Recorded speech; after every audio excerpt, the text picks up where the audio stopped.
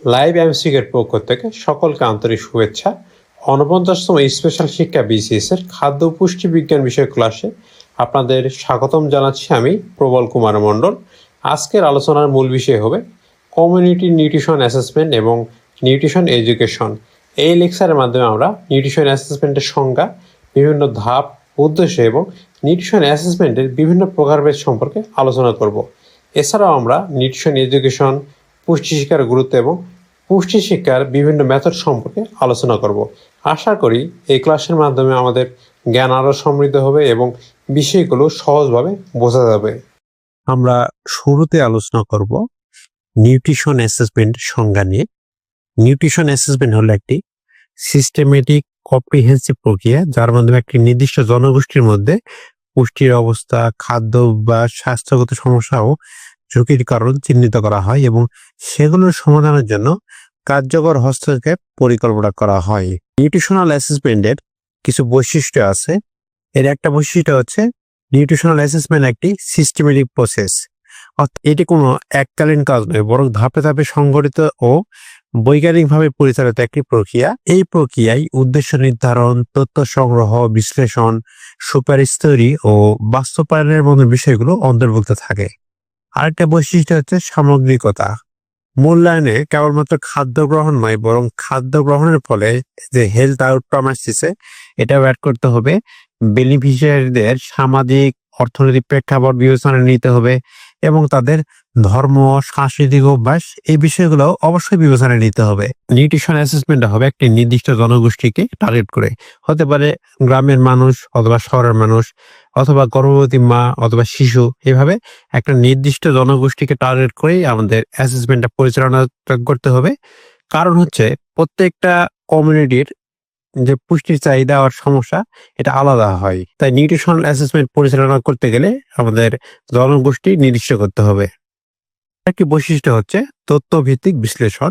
Nutritional assessment পরিচালনার ফলে আমরা একটা জনগোষ্ঠীর খাদ্যাভ্যাস, বায়োমেট্রিক ডেটা, স্বাস্থ্য জরিপ এবং অসামাজিক অর্থনৈতিক তথ্য সংগ্রহ করব। এরপর এই তথ্যগুলোকে বৈজ্ঞানিকভাবে অ্যানালিসিস করে অপুষ্টি, ওবেসিটি বা মাইক্রোনিউট্রিয়েন্টের ঘাটতি, ফুড সিকিউরিটি ইত্যাদি সমস্যা চিহ্নিত করা হবে। ৫ নম্বর বৈশিষ্ট্য হচ্ছে লক্ষ্য ভিত্তিক হস্তক্ষেপ অর্থাৎ টার্গেট ওরিয়েন্টেড ইন্টারভেনশন। ধরেন আমরা একটা কমিউনিটিতে একটা অ্যাসেসমেন্ট পরিচালনা করলাম, সেখানে আমরা বিশেষ কিছু সমস্যা পেলাম, যেমন গর্ভবতী মায়েদের মধ্যে আয়রনের সমস্যা। আমরা এই আয়রনের ঘাটতি পূরণ করার জন্য আয়রন সাপ্লিমেন্ট প্রদানের জন্য একটি পদক্ষেপ নিব। এটাই হচ্ছে লক্ষ্য ভিত্তিক হস্তক্ষেপ। অর্থাৎ একটা কমিউনিটিতে যে সমস্যা থাকবে সেই সমস্যাকে টার্গেট করেই পদক্ষেপ নিতে হবে। এখন আমরা কমিউনিটি নিউট্রিশন অ্যাসেসমেন্টের উদ্দেশ্য নিয়ে কথা বলবো। প্রথম উদ্দেশ্য হচ্ছে পুষ্টিগত চাহিদা ও সমস্যা চিহ্নিত করা। একটা কমিউনিটিতে যখন অ্যাসেসমেন্ট পরিচালনা করা হয় তখন সেখানে প্রথমে দেখা হয় সেখানে কি অপুষ্টি বিদ্যমান আছে বা ওবেসিটির হার কেমন, কোন পুষ্টির অভাব আছে বা খাদ্যের সঙ্গে যেসব সমস্যা সেসব আছে কিনা এই বিষয়গুলো শনাক্ত করা। এবং একটা কমিউনিটিতে যে বিভিন্ন ঝুঁকিপূর্ণ গোষ্ঠী থাকে, যেমন শিশু, গর্ভবতী মা, দুগ্ধদানকারী মা, অ্যাডোলেসেন্ট গার্লস এবং বয়স্ক মানুষজন, তাদের বিশেষ চাহিদা শনাক্ত করাও কমিউনিটি নিউট্রিশনের একটি উদ্দেশ্য। আরেকটা উদ্দেশ্য হচ্ছে খাদ্যাভ্যাস ও জীবনযাত্রা মূল্যায়ন করা। একটা কমিউনিটি জনগণের খাদ্যাভ্যাস, তাদের খাবার নির্বাচনের পদ্ধতি, তাদের ফুড সিকিউরিটি স্ট্যাটাস এবং তাদের জীবনযাপনের ধরন বিশ্লেষণ করা এবং সে কমিউনিটির সাংস্কৃতিক এবং সামাজিক প্রভাব কিভাবে তাদের খাদ্যাভ্যাসে প্রভাব ফেলে সেটা বের করাও কমিউনিটি নিউট্রিশন অ্যাসেসমেন্টের একটি উদ্দেশ্য। ৩ নম্বর হচ্ছে স্বাস্থ্যগত ফলাফলের সাথে সম্পর্ক নির্ণয়। খাদ্য পুষ্টির অবস্থানের কারণে বিভিন্ন রোগের যে ঝুঁকি থাকে, যেমন ডায়াবেটিস, উচ্চ রক্তচাপ, অ্যানিমিয়া বা শিশুদের খর্বাকৃতি, এসব বের করা হচ্ছে নিউট্রিশনাল অ্যাসেসমেন্টের একটি উদ্দেশ্য। অর্থাৎ আমরা যে কমিউনিটিতে আমাদের অ্যাসেসমেন্টটা পরিচালনা করব সেখানে তাদের খাবার গ্রহণের যে হিস্ট্রি বা তাদের নিউট্রিশনাল যে স্ট্যাটাস, এই স্ট্যাটাসের সঙ্গে তাদের কমিউনিটিতে যে রোগ আছে, রোগ বিদ্যমান আছে, এই রোগের যে সম্পর্ক সেটা বের করা হচ্ছে একটি কমিউনিটি নিউট্রিশনাল অ্যাসেসমেন্টের একটা উদ্দেশ্য। ৪ নম্বর উদ্দেশ্য হচ্ছে নীতি প্রণয়ন ও সম্পদ বন্টনের ভিত্তি তৈরি করা। এই অ্যাসেসমেন্টের পর যে ডাটা সংগ্রহ করা হয় সেই ডাটার উপর ভিত্তি করেই সরকার, এনজিও, আন্তর্জাতিক সংস্থা নীতি তৈরি করতে পারে। আবার সীমিত সম্পদকে সবচেয়ে বেশি প্রয়োজনীয় ক্ষেত্রে বা ঝুঁকিপূর্ণ জনগোষ্ঠীর জন্য বরাদ্দ করাও সহজ হয় এই সংগৃহীত ডাটার উপর ভিত্তি করে।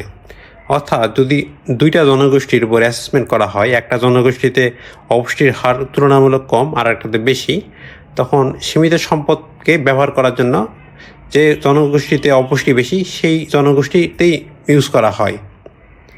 ধরা যাক দুইটা জনগোষ্ঠীতে নিউট্রিশন অ্যাসেসমেন্ট পরিচালিত হলে একটাতে অপুষ্টির হার কম আর একটাতে বেশি, তখন সরকার বা এনজিও ডিসিশন নেবে তাদের সম্পদ কীভাবে তারা ইউজ করবে। যেহেতু সম্পদের পরিমাণ কম থাকে তাই সরকার টার্গেট করে যে জনগোষ্ঠীতে অপুষ্টির হার বেশি সেখানেই কাজ করতে হবে, তারপর যে জনগোষ্ঠীতে অপুষ্টি কম সেখানে। আর এইসব ক্ষেত্রে সহায়তা করে নিউট্রিশনাল অ্যাসেসমেন্ট থেকে প্রাপ্ত তথ্য। 5 নম্বর উদ্দেশ্য হচ্ছে কার্যকর কর্মসূচি ও হস্তক্ষেপ পরিকল্পনা করা। ধরা যাক একটা কমিউনিটিতে নিউট্রিশন অ্যাসেসমেন্ট পরিচালিত হলো এবং সেখানে দেখা গেল অ্যাডোলেসেন্ট গার্লস বা 13 থেকে 19 বছর বয়সী মেয়েদের মধ্যে আয়রনের অভাব অনেক বেশি এবং তারা আয়রন সমৃদ্ধ খাদ্য নিয়ে সচেতন না।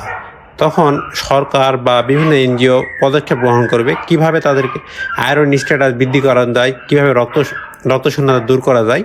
এই কারণেই তারা যে প্রজেক্টটা গ্রহণ করবে সেটা হচ্ছে আয়রন সাপ্লিমেন্ট প্রদান করবে। তারা তাদেরকে আয়রন সমৃদ্ধ খাবার নিয়ে অ্যাওয়ার করবে এবং অন্যান্য যেসব অভ্যাস যেগুলোর কারণে রক্তশূন্যতা হতে পারে সেই বিষয়ে তাদেরকে ট্রেনিং প্রদান করবে বা তাদেরকে জ্ঞান প্রদান করবে যাতে তারা রক্তশূন্যতায় না ভোগে। 6 নম্বর উদ্দেশ্য হচ্ছে অগ্রগতি পর্যবেক্ষণ ও মূল্যায়ন করা। ধরলাম আমরা একটা কমিউনিটিতে আয়রন সাপ্লিমেন্টেশন প্রোগ্রাম চালু করছি, এখন এই প্রোগ্রামটা কতটা সফল বা কতটা ইফেক্টিভ এইটা যাচাই করার জন্য 1 বছর পর বা 6 মাস পর আবার নিউট্রিশনাল অ্যাসেসমেন্ট পরিচালিত হয়। তারপর দেখা যায় ডাটা বিশ্লেষণ করে দেখা যায় যে 1 বছর ধরে যে কাজ হলো এই কাজের ফলে সেই কমিউনিটির অপুষ্টি কতটা দূর হয়েছে, রক্তশূন্যতা কতটা দূর হয়েছে। যদি এমন হয় যে অ্যাসেসমেন্টের পর দেখা গেল তুলনামূলক তেমন উন্নতি হয় নাই বা যতটা টার্গেট করা হয়েছিল সেরকম উন্নতি হয় নাই, তখন নীতিমালা চেঞ্জ করা হয় বা প্রজেক্ট ইমপ্লিমেন্টেশনের স্টাইল চেঞ্জ করা হয়। এখন আমরা আলোচনা করব কমিউনিটি নিউট্রিশনাল অ্যাসেসমেন্টের ধাপসমূহ নিয়ে। কমিউনিটি নিউট্রিশন অ্যাসেসমেন্টের 7টি ধাপ। এর প্রথম ধাপটি হচ্ছে উদ্দেশ্য পরিধি নির্ধারণ। অর্থাৎ একটা অ্যাসেসমেন্ট শুরু করার আগে আমাদের এর উদ্দেশ্যটা জানতে হবে এবং এর পরিধিটা বুঝতে হবে। যেমন উদ্দেশ্য এমন হতে পারে একটা কমিউনিটি আমরা শিশুর অপুষ্টি নির্ণয় করতে চাচ্ছি বা একটা এলাকায় স্কুল মিল প্রোগ্রাম চালু ছিল সেটা কতটা কার্যকর হয়েছে সেটা মূল্যায়ন করতে চাচ্ছি, বা একটা এলাকায় নারীদের আয়রনের ঘাটতি কতটা আছে এটা চিহ্নিত করতে চাচ্ছি। এগুলো হচ্ছে একটা কমিউনিটি নিউট্রিশন অ্যাসেসমেন্টের উদ্দেশ্য হতে পারে। আর পরিধি বলতে আমরা বুঝবো কোন জনগোষ্ঠীর মধ্যে আমরা আমাদের অ্যাসেসমেন্টটা পরিচালনা করব এবং কোন এলাকায় আমাদের অ্যাসেসমেন্টটা পরিচালিত হবে। 2 নম্বর ধাপ হচ্ছে তথ্য সংগ্রহের পদ্ধতি নির্বাচন। অর্থাৎ আমরা যে ডাটা সংগ্রহ করব ডাটাটা কোন পদ্ধতিতে হবে। ডাটাকে 2 ভাগে ভাগ করা, একটা হচ্ছে প্রাথমিক ডাটা আর একটা হচ্ছে সেকেন্ডারি ডাটা। প্রাথমিক ডাটাটা হচ্ছে সরাসরি যে ডাটাটা কালেকশন করা হয়, যেমন সমীক্ষার মাধ্যমে বা ল্যাব টেস্টের মাধ্যমে বা শারীরিক মাপ, এগুলো হচ্ছে প্রাথমিক ডাটা। এগুলো আমরা গিয়ে সরাসরি কালেকশন করতেছি। আর সেকেন্ডারি ডাটা হচ্ছে অন্য কোনো কর্তৃপক্ষ ডাটা কালেকশন করছে, আমরা তাদের ডাটা নিয়ে আমাদের অ্যানালাইসিস পরিচালনা করতেছি, সেটা হচ্ছে সেকেন্ডারি ডাটা। যেমন হতে পারে জাতীয় স্বাস্থ্য জরিপ বা কোনো হসপিটাল বা কমিউনিটিতে কোনো ডাটা রেকর্ড করা আছে, আমরা সেই ডাটা ইউজ করতেছি, তখন সেটা হবে সেকেন্ডারি ডাটা। 3 নম্বর হচ্ছে ডাটা কালেকশন। ডাটা কালেকশনের ক্ষেত্রে আমাদের প্রশিক্ষিত কর্মী দ্বারাই ডাটা কালেকশন করতে হবে। আর যারা ডাটা কালেকশন করবে তাদের সঙ্গে স্থানীয় জনগণের একটি বিশ্বাসযোগ্য সম্পর্ক গড়ে তুলতে হবে এবং ডাটা কালেকশনের যে পদ্ধতি সেটা হবে বৈজ্ঞানিকভাবে নির্ভরযোগ্য। 4 নম্বর ধাপ হচ্ছে ডেটা বিশ্লেষণ ও ব্যাখ্যা। আমরা যে ডাটাটা সংগ্রহ করব সেটা পরিসংখ্যানগতভাবে বিশ্লেষণ করতে হবে এবং এই বিশ্লেষণ থেকে আমরা পাবো অপুষ্টি সমস্যা কেমন বিদ্যমান, কোন ঝুঁকিপূর্ণ জনগোষ্ঠী কারা এবং কত % আছে, সে এলাকার অর্থনৈতিক এবং সামাজিক অবস্থা কেমন, ফুড সিকিউরিটি স্ট্যাটাস কেমন। এবং 5 নম্বর ধাপ হচ্ছে সুপারিশ ও হস্তক্ষেপ পরিকল্পনা, অর্থাৎ রেকমেন্ডেশন এবং ইন্টারভেনশন। এই ডাটা বিশ্লেষণ করার পর যে তথ্যগুলো পাওয়া যাবে, এই তথ্যগুলোর উপর ভিত্তি করেই আমরা কী ধরনের ইন্টারভেনশন গ্রহণ করব সেটা জানা যাবে। অর্থাৎ যদি ডাটা বিশ্লেষণ করে পাই একটা এলাকায় আয়রন মানে রক্তশূন্যতা অনেক বেশি, তখন আমাদের পরামর্শ থাকবে সেই এলাকায় আয়রন সাপ্লিমেন্টেশন প্রোগ্রাম গ্রহণ করার জন্য। এলাকার যে বৈশিষ্ট্য আছে সেই বৈশিষ্ট্যের সঙ্গে মিলিয়েই আমাদের রিকমেন্ডেশনটা দিতে হবে। কথা হচ্ছে বাস্তবায়ন ও পর্যবেক্ষণ। আমরা যে রিকমেন্ডেশন পাবো সেই রিকমেন্ডেশনের উপর ভিত্তি করে কর্মসূচিটা কার্যকর করতে হবে এবং একটা মনিটরিং সিস্টেম দাঁড় করাতে হবে যাতে দেখা যায় আমাদের প্রজেক্টটা ঠিকভাবে রান হচ্ছে এবং কোথাও কোনো নতুন সমস্যার সৃষ্টি হচ্ছে কি না। কথা হচ্ছে মূল্যায়ন ও ফলো আপ।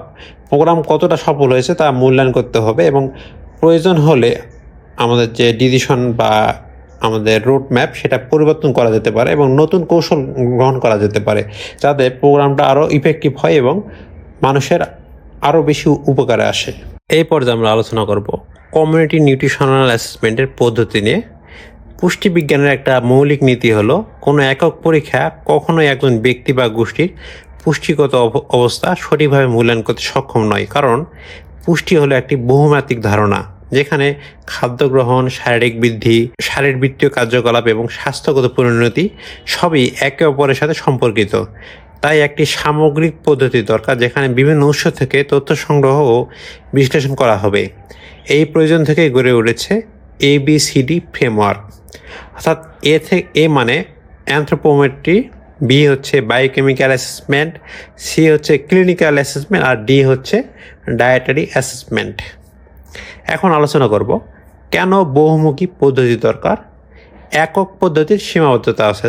উদাহরণস্বরূপ যদি আমরা দেখি, শুধু ওজন আর উচ্চতা মেপে অপুষ্টির প্রকৃত কারণ জানা যায় না। আবার শুধু খাদ্য জরিপ করলেও বোঝা যায় না যে বডিতে পুষ্টি সঠিকভাবে শোষিত হচ্ছে কিনা। আরেকটি কারণ হচ্ছে একটি পদ্ধতির শক্তি অন্যটির দুর্বলতা পূরণ করে। অর্থাৎ অ্যানথ্রোপোমেট্রি বডির গঠন ও বৃদ্ধির ধারণা দেয়, বায়োকেমিক্যাল টেস্ট বডির ভিতরে লুকিয়ে থাকা পুষ্টির ঘাটতি শনাক্ত করে, ক্লিনিক্যাল পরীক্ষা বডির দৃশ্যমান লক্ষণ ও রোগ সম্পর্কিত তথ্য দেয়, আর ডায়েটারি অ্যাসেসমেন্ট হচ্ছে খাদ্যাভ্যাস ও পুষ্টি গ্রহণের তথ্য দেয়। অর্থাৎ এখানে বোঝাচ্ছে যে চারটা যে মেথড কোনোটাই স্বয়ংসম্পূর্ণ না, প্রত্যেকটারই দুর্বলতা আছে। কিন্তু যদি চারটা একসঙ্গে করা হয়, একটা গিয়ে আরেকটা দুর্বলতাকে ঢেকে দিবে। অর্থাৎ চারটা সম্মিলিতভাবে শক্তিশালী, কিন্তু একটা যখন করা হবে তখন সেটাতে অনেক ধরনের ভুল থাকতে পারে এবং গ্যাপ থাকবে। আরেকটি কারণ হচ্ছে সর্বাঙ্গীন ও সঠিক চিত্র পাওয়া যায়। একাধিক পদ্ধতির সমন্বয়ে একটি জনগোষ্ঠীর বাস্তব ও বৈজ্ঞানিকভাবে নির্ভরযোগ্য পুষ্টিচিত্র তৈরি হয়। এটি শুধু সমস্যা চিহ্নিত করতেই নয়, বরং কার্যকর নীতি ও কর্মসূচি প্রণয়নে বৈজ্ঞানিকভাবে ভিত্তি সরবরাহ করে। এখন যে ABCD কাঠামোর কথা বললাম, এই কাঠামোর চারটা স্তম্ভ। আর এ থেকে অ্যানথ্রোপোমেট্রি, ওজন, উচ্চতা, BMI, মুয়াক, শিশুদের জন্য weight for age, height for age, weight for height, এসব হচ্ছে অ্যানথ্রোপোমেট্রির অন্তর্ভুক্ত। এই অ্যানথ্রোপোমেট্রি ব্যবহার করে বডির যে বৃদ্ধির ধরন, অপুষ্টি বা ওবেসিটির হার নির্ণয় করা সহজ। বি থেকে বায়োকেমিক্যাল অ্যাসেসমেন্ট, রক্ত, মূত্র বা টিস্যুর নমুনায় পুষ্টি উপাদানের যে অ্যাসেস করা হয় সেটা হচ্ছে বায়োকেমিক্যাল অ্যাসেসমেন্ট। যেমন হিমোগ্লোবিন লেভেল পরিমাপ করা বা সেরাম ফেরিটিনিন লেভেল পরিমাপ করা, ভিটামিন ডি লেভেল পরিমাপ করা, এসব হচ্ছে বায়োকেমিক্যাল অ্যাসেসমেন্টের অন্তর্ভুক্ত। বায়োকেমিক্যাল অ্যাসেসমেন্ট করলে যেটা হয়, হিডেন হাঙ্গার বা সাব ক্লিনিক্যাল ডিফিসিয়েন্সি চিহ্নিত করা সহজ হয়। বায়োকেমিক্যাল অ্যাসেসমেন্টের মাধ্যমে বিভিন্ন অপুষ্টির যে ঘাটতি এটা সহজেই ধরা সম্ভব। সি থেকে ক্লিনিক্যাল অ্যাসেসমেন্ট, চোখ, ত্বক, চুল, নখ, জিহ্বা ইত্যাদির যে দৃশ্যমান পরিবর্তন এটা দেখে ক্লিনিক্যাল অ্যাসেসমেন্ট করা হয়। যেমন আপনার চোখ ঘোলা হয়ে গেছে বা ত্বক শুষ্ক হয়ে গেছে, চুল পেকে গেছে, এসব হচ্ছে ক্লিনিক্যাল সিমটম। এসব দেখে বিভিন্ন রোগের বিভিন্ন পুষ্টির ঘাটতি নির্ণয় করা সম্ভব। এই থেকে ডায়েটারি অ্যাসেসমেন্ট। ডায়েটারি অ্যাসেসমেন্টের অনেকগুলো পদ্ধতি আছে। একটা হচ্ছে 24 hour recall method, food frequency questionnaire বা ডায়েটারি হিস্ট্রি, এইসব হচ্ছে ডায়েটারি অ্যাসেসমেন্টের মেথড। এটা ব্যবহার করা হয় একটা ব্যক্তি বা জনগোষ্ঠী আসলে কী খাচ্ছে এবং তাদের পুষ্টি চাহিদা পূরণ হচ্ছে কিনা এইসব চেক করার জন্য। আমরা প্রত্যেকটা মেথড বিস্তারিতভাবে এখন আলোচনা করব। এখন আমরা কথা বলবো অ্যানথ্রোপোমেট্রিক অ্যাসেসমেন্ট নিয়ে। অ্যানথ্রোপোমেট্রি হলো বডির আকার এবং গঠনের বিভিন্ন পরিমাপ ব্যবহার করে একজন ব্যক্তি বা জনগোষ্ঠীর পুষ্টি পরিস্থিতি মূল্যায়ন করার পদ্ধতি। সাধারণত এটি 3টি প্রধান ধাপে বিভক্ত। প্রথম ধাপটি হচ্ছে body size measurement. Body size measurement বলতে একটা ব্যক্তির উচ্চতা পরিমাপ করা, ওজন পরিমাপ করা বা হেড সারকামফারেন্স পরিমাপ করা। এগুলো সাধারণত সরল পরিমাপ বলা হয়, কিন্তু এই পরিমাপগুলো অন্যান্য জটিল হিসাবের ক্ষেত্রে ভিত্তি হিসাবে কাজ করে। আর একটা বডি কম্পোজিশন মেজারমেন্ট। আমাদের বডিকে 2টি ভাগে ভাগ করা হয়, একটা হলো চর্বিযুক্ত অংশ আর একটা হচ্ছে চর্বিমুক্ত অংশ। চর্বি পরিমাপ করার জন্য 2টা পদ্ধতি আছে, একটা হচ্ছে স্কিন ফোল্ড আর একটা হচ্ছে ওয়েস্ট সারকামফারেন্স।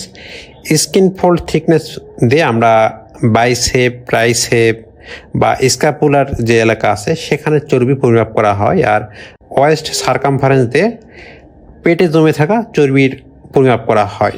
চর্বিমুক্ত অংশ পরিমাপ করার জন্য মিড আপার আর্ম সারকামফারেন্স বা থাই সারকামফারেন্স ব্যবহার করা হয়ে থাকে। নাম্বার ধাপ হচ্ছে ইন্ডাইসেস অ্যান্ড ইন্ডিকেটরস। এই ধাপে বডি কম্পোজিশন মেজারমেন্ট এবং বডি সাইজ মেজারমেন্ট থেকে যে ডাটাগুলো পাওয়া যায় সেই ডাটাগুলো লিঙ্ক করা হয় এবং কম্পেয়ার করা হয়। তারপর সেখান থেকে নির্ণয় করা হয় যে অপুষ্টির হার বা মানে হেলথ স্ট্যাটাসটা নির্ণয় করা হয়। শিশুদের ক্ষেত্রে যেমন আমরা ওয়েট ফর হাইট নির্ণয় করি, অর্থাৎ তার উচ্চতার তুলনায় তার ওজন ঠিক আছে কিনা, বা ওয়েট ফর এজ অর্থাৎ তার বয়সের সাপেক্ষে তার ওজন ঠিক আছে কিনা, এগুলো দেখে আমরা চিহ্নিত করি যে শিশুটা পুষ্টিতে তার নিউট্রিশনাল স্ট্যাটাস কেমন বা সে অপুষ্টিতে ভুগতেছে কিনা। বড়দের বডি ওয়েট বা নিউট্রিশনাল স্ট্যাটাস বোঝার জন্য আমরা বডি মাস ইন্ডেক্স বা বিএমআই ব্যবহার করে থাকি। এই বিএমআইটা হচ্ছে ওজন আর উচ্চতা দিয়ে মেজারমেন্ট করা হয়ে থাকে। বোঝা যাচ্ছে যে 3 নম্বর যে ধাপ, এই ধাপটা হচ্ছে 2টা ইন্ডিকেটরের কম্পেয়ার করে প্রাপ্ত তথ্যের উপর ভিত্তি করে করা হয়ে থাকে। এখন আমরা অ্যানথ্রোপোমেট্রিক অ্যাসেসমেন্টের সুবিধা এবং অসুবিধা নিয়ে কথা বলবো। প্রথমে বলবো সুবিধার কথা। এটা অনেক সহজ, নিরাপদ এবং আঘাতহীন। এটা কম খরচে করা যায় এবং এটা করার জন্য যেসব সরঞ্জাম প্রয়োজন সেসব সহজলভ্য এবং টেকসই। বড় স্যাম্পল সাইজের জন্য এটা অ্যানথ্রোপোমেট্রিক অ্যাসেসমেন্টটা অনেক বেশি সহজ এবং সীমিত সম্পদ ব্যবহার করেই অ্যানথ্রোপোমেট্রিক অ্যাসেসমেন্টটা করা যায়। আবার সঠিক প্রশিক্ষণ পেলে অল্প দক্ষ মানুষও পরিমাপ করতে পারে, অর্থাৎ অ্যানথ্রোপোমেট্রিক অ্যাসেসমেন্টের জন্য অল্প দক্ষ মানুষ হলেও হয়ে যায়। অ্যানথ্রোপোমেট্রিক অ্যাসেসমেন্ট দ্বারা একটা দীর্ঘমেয়াদী পুষ্টি অবস্থা সম্পর্কে ধারণা পাওয়া সম্ভব। যেহেতু অ্যানথ্রোপোমেট্রিক অ্যাসেসমেন্ট সস্তা এবং সহজ, তাই যে কোনো নিউট্রিশনাল অ্যাসেসমেন্টের ক্ষেত্রে প্রথম ধাপ হিসাবে অ্যানথ্রোপোমেট্রিক অ্যাসেসমেন্টটাই ব্যবহার করা হয় এবং পরে প্রয়োজন অনুযায়ী আরও বিস্তারিত পরীক্ষা করা হয়ে থাকে। তবে অ্যানথ্রোপোমেট্রিকের কিছু অসুবিধাও আছে। একটা হচ্ছে এটা বেশি সংবেদনশীল না বা স্বল্পকালীন পুষ্টি পরিবর্তনটা ধরতে পারে না। আবার অ্যানথ্রোপোমেট্রিক অ্যাসেসমেন্ট দ্বারা নির্দিষ্ট পুষ্টির অভাব চিহ্নিত করা সম্ভব না। উদাহরণস্বরূপ বলতে গেলে একটা শিশুর বৃদ্ধি বাধাগ্রস্ত হচ্ছে জিঙ্কের অভাবে নাকি সাধারণ প্রোটিন ও শক্তির অভাবের কারণে তা বলা যায় না। অর্থাৎ আপনি একটা শিশুকে অ্যাসেস করে দেখলেন তার বৃদ্ধি ঠিকভাবে হয় নাই, আপনি বলতে পারবেন না যে বৃদ্ধির না হওয়ার পিছনে জিঙ্কের অভাব দেয় নাকি প্রোটিনের অভাব দেয়। আরেকটা সমস্যা হচ্ছে পরিমাপের ভুলের সম্ভাবনা থাকে, যেমন পরিমাপক ভুল করতে পারে বা বডির অবস্থা পরিবর্তিত হতে পারে, অনুমানেরও ভুল হতে পারে। আপনি একটা শিশুর ওজন পরিমাপ করবেন, শিশুটা আপনার ওজন পরিমাপের 1 ঘন্টা বা আধা ঘন্টা আগে পেট ভরে খেয়ে আসলো, আপনি তার সঠিক ওজনটা পাবেন না। আবার দেখা যাচ্ছে যে আমরা যে ওয়েট মেশিনটা ব্যবহার করি সেটা অনেক টাইমে ভুল পরিমাপ দিতে পারে। এগুলো হচ্ছে অ্যানথ্রোপোমেট্রিক অ্যাসেসমেন্টের সীমাবদ্ধতা। আবার আমরা যে বিএমআই পরিমাপ করি, এই বিএমআইটা অনেক সময় ভুল হয়, কারণ দেখা যাচ্ছে অনেকের বডিতে পেশি অনেক বেশি এবং কারো বডিতে চর্বি বেশি। পেশি বেশি থাকার কারণেও ওজন বেশি হয়, আবার চর্বি বেশি থাকার কারণেও ওজন বেশি হয়। বডিতে চর্বি বেশি থাকলে সেটা আমাদের জন্য ক্ষতিকর, কিন্তু পেশি বেশি থাকলে সেটা সমস্যা না। কিন্তু বিএমআই দ্বারা এই পেশি আর চর্বিটা আলাদা করা সম্ভব না। আর অ্যানথ্রোপোমেট্রিক অ্যাসেসমেন্টে যে ইন্ডিকেটরগুলো ইউজ করা হয়, যেমন ধরেন বিএমআই 18.5 থেকে 24.5 হলে সে আদর্শ ওজনের, এটা উন্নত দেশের মানুষদের উপর পরিচালিত। আমরা যখন একই ডাটা বাংলাদেশ বা অন্যান্য দরিদ্র দেশের উপর ইউজ করব, তখন সেটা সঠিক তথ্য নাও দিতে পারে। বাংলাদেশে তেমন গবেষণা হয় না বা বাংলাদেশে এরকম কোনো ডাটা তৈরি করা হয় নাই, তাই আমরা বাইরের দেশের ইন্ডিকেটর ইউজ করি, তবে সেটা আমাদের জন্য যথাযথভাবে উপযোগী না এবং সঠিকভাবে মূল্যায়নের জন্য উপযোগী না। এখন কথা হবে ক্লিনিক্যাল অ্যাসেসমেন্ট নিয়ে। ক্লিনিক্যাল অ্যাসেসমেন্ট হলো নিউট্রিশনাল স্ট্যাটাস পরিমাপের একটি গুরুত্বপূর্ণ অংশ। এটি প্রায় রোগীর স্বাস্থ্য ইতিহাস এবং শারীরিক পরীক্ষার সঙ্গে একত্রিত হয়। এর মূল উদ্দেশ্য হলো সম্ভাব্য পুষ্টি অভাব চিহ্নিত করা এবং অপুষ্টির কারণগুলো বোঝা, যেমন খাবারের পরিমাণ কমানো বা কম খাবার গ্রহণ করা, খাদ্য শোষণ কম হওয়া বা রোগ বা আঘাতের কারণে প্রদাহ। ক্লিনিক্যাল অ্যাসেসমেন্টের যে মূল প্রক্রিয়া, এটা 3 ধাপে হয়। প্রথম ধাপটি হচ্ছে বিস্তারিত ইতিহাস নেওয়া, যেমন পেশেন্ট কোন ধরনের খাদ্য খাচ্ছে বা তার খাবারের বা চাহিদার কোনো পরিবর্তন হয়েছে কিনা, বা পেশেন্টের আগে কোনো রোগ ছিল বা সার্জারি ছিল কিনা। 2 নম্বর ধাপ হচ্ছে সামাজিক ও অর্থনৈতিক পরিস্থিতি দেখা, যে পেশেন্ট তার ফুড সিকিউরিটি কেমন, তার আয় কেমন বা তার সামাজিক অবস্থা কেমন, এই বিষয়গুলা কালেকশন করতে হবে। আর 3 নম্বর হচ্ছে মাথা থেকে পা পর্যন্ত শারীরিক পরীক্ষা করা বা ফিজিক্যাল এক্সামিনেশন, অর্থাৎ বডির যে দৃশ্যমান লক্ষণগুলো চেক করা। এই লক্ষণগুলো নির্দেশ করে যে তার বডিতে কোনো পুষ্টি সমস্যা আছে কিনা। দৃশ্যমান লক্ষণকে আবার 2 ভাগে ভাগ করা হয়, একটা সাধারণ লক্ষণ আর একটা হচ্ছে বিশেষ লক্ষণ। সাধারণ লক্ষণের মধ্যে স্বেচ্ছাহীনভাবে ওজন কমা, অর্থাৎ আপনি চাচ্ছেন না কিন্তু আপনার ওজন কমে যাচ্ছে, বেশি ক্ষয় হওয়া, ত্বকের নিচে চর্বি কমে যাওয়া, আবার হঠাৎ করে অনেক বেশি ওজন বেড়ে যাওয়া। আর বিশেষ লক্ষণ বলতে আমরা যেটা বুঝবো যে বিভিন্ন ভিটামিন বা মিনারেলস এর কারণে যে লক্ষণগুলো সৃষ্টি হয় সেগুলো হচ্ছে বিশেষ লক্ষণ। ভিটামিন সির অভাবে মেরু থেকে রক্ত ঝরা, ছোট ছোট রক্তক্ষরণ, ভিটামিন বি এর অভাবে জ্বালা বা রঙিন পরিবর্তিত জিহ্বা, মুখের কোণে ফাটল, আয়রন, ফোলেট বা ভিটামিন বি12 এর অভাবে যেটা হয় ফ্যাকাশে রং, ক্লান্তি আর চামচের মতো নখ। ভিটামিন এর অভাবে হয় বিটল স্পট, ত্বকের শুষ্কতা, রাতকানা রোগ। জিঙ্কের অভাবে হয় ভঙ্গুর চুল, স্বাদের পরিবর্তন। এই যে বিভিন্ন ভিটামিন বা মিনারেলস এর অভাবে যে লক্ষণগুলো দেখা যাচ্ছে, এগুলো হচ্ছে আমাদের বডির বিশেষ লক্ষণ বা স্পেশাল সিমটমস। এখন ক্লিনিক্যাল অ্যাসেসমেন্টের যে সুবিধাগুলো এসব আমরা জানবো। এটা নিরাপদ এবং সহজ, সাধারণত শারীরিক পরীক্ষার সঙ্গেই সহজেই করা যায়। আরেকটা সুবিধা হচ্ছে সম্ভাব্য পুষ্টি সমস্যার দ্রুত ধারণা দেয়। ধরেন আপনার কারো চামড়া শুষ্ক হয়ে গেছে, এটা দেখে আমরা ধরে নিলাম যে তার ভিটামিনের অভাব থাকতে পারে। এই ক্লিনিক্যাল অ্যাসেসমেন্টের মাধ্যমে আমরা রোগীর খাদ্যাভ্যাস, তার সামাজিক অবস্থা এবং অন্যান্য রোগ সম্পর্কেও তথ্য পাইতে পারি। ক্লিনিক্যাল অ্যাসেসমেন্টের অসুবিধা নিয়ে এখন জানবো। লক্ষণগুলো অনেকটা ব্যক্তিগত এবং নির্দিষ্ট নয়, অর্থাৎ বিভিন্ন লোক একটা ভিটামিনের অভাবে বিভিন্ন ধরনের লক্ষণ দেখা দিতে পারে। একজনের সঙ্গে আরেকজনের লক্ষণ মিল নাও থাকতে পারে। এখানে বলা হয়েছে লক্ষণগুলো অনেকটা ব্যক্তিগত এবং নির্দিষ্ট নয়। আবার আছে কিছু সিমটম যেগুলা পুষ্টির অভাব না থাকলেও বিভিন্ন রোগের কারণে, ইনফেকশনের কারণে হতে পারে। ধরেন আপনার চুল পড়ে যাচ্ছে, আপনি মনে করতেছেন বায়োটিনের অভাবে হচ্ছে, কিন্তু আপনার মাথায় ইনফেকশনের কারণে চুল পড়ে যেতে পারে বা আপনার অন্যান্য কারণে চুল পড়ে যেতে পারে। ক্লিনিক্যাল অ্যাসেসমেন্টের জন্য প্রয়োজন দক্ষ পরীক্ষক বা ডাক্তারের, কারণ দক্ষতা এবং অভিজ্ঞতা ছাড়া শুধুমাত্র সিমটম দেখে কেউ বলতে পারবে না যে কোন ভিটামিনের অভাব বা কোনো অপুষ্টি আছে কিনা। তাই মোটের উপর বলা যায় ক্লিনিক্যাল অ্যাসেসমেন্ট নির্ণায়ক নয়, এটি কেবল সন্দেহের ইঙ্গিত দেয়, যা বিস্তারিত পরীক্ষা ও ল্যাব টেস্টের জন্য দিক নির্দেশনা হিসেবে কাজ করে। অর্থাৎ সহজভাবে বলতে গেলে, আপনি কারো ত্বক দেখলেন যে তার ত্বকের অবস্থা খুবই খারাপ, আপনি সরাসরি বলতে পারবেন না যে তার পুষ্টির অভাবে এই সমস্যা হয়েছে, তবে আপনি হাইপোথিসিস করলেন যে তার পুষ্টির সমস্যা থাকতে পারে। তখন তাকে আপনি ডায়াগনস্টিক সেন্টারে বায়োকেমিক্যাল টেস্টের জন্য রেফার করলেন, যেন আমরা বায়োকেমিক্যাল টেস্টের মাধ্যমে জানতে পারি যে তার ভিটামিনের অভাব নাকি কোনো রোগের কারণে তার এই সমস্যা হয়েছে। এখন আমরা কথা বলবো বায়োকেমিক্যাল অ্যাসেসমেন্ট। বায়োকেমিক্যাল অ্যাসেসমেন্ট হলো বডির তরল যেমন রক্ত, প্রস্রাব এবং টিস্যু পরীক্ষা করে পুষ্টির অবস্থা সম্পর্কে সঠিক ও পরিমাপযোগ্য তথ্য প্রদান করে। এই পরীক্ষাগুলো সাধারণত প্রথম ধাপেই কোনো পুষ্টির ঘাটতি ধরতে পারে যা দেহের মাপ বা শারীরিক লক্ষণ পরিবর্তনের আগে দেখা দেয়। অর্থাৎ ক্লিনিক্যাল যে সিমটম, এই সিমটম গুলো প্রকাশের আগেই বায়োকেমিক্যাল অ্যাসেসমেন্টের মাধ্যমে অপুষ্টি সম্পর্কে ধারণা পাওয়া সম্ভব।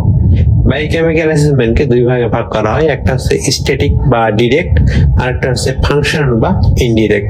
স্ট্যাটিক পরীক্ষায় সরাসরি পুষ্টি উপাদান বা সেই উপাদানগুলো বিপাকীয় পদার্থের মাত্রা পরিমাপ করা হয়, যেমন রক্তে লৌহ বা ভিটামিনের পরিমাপ করা হচ্ছে স্ট্যাটিক বা ডিরেক্ট পরীক্ষা।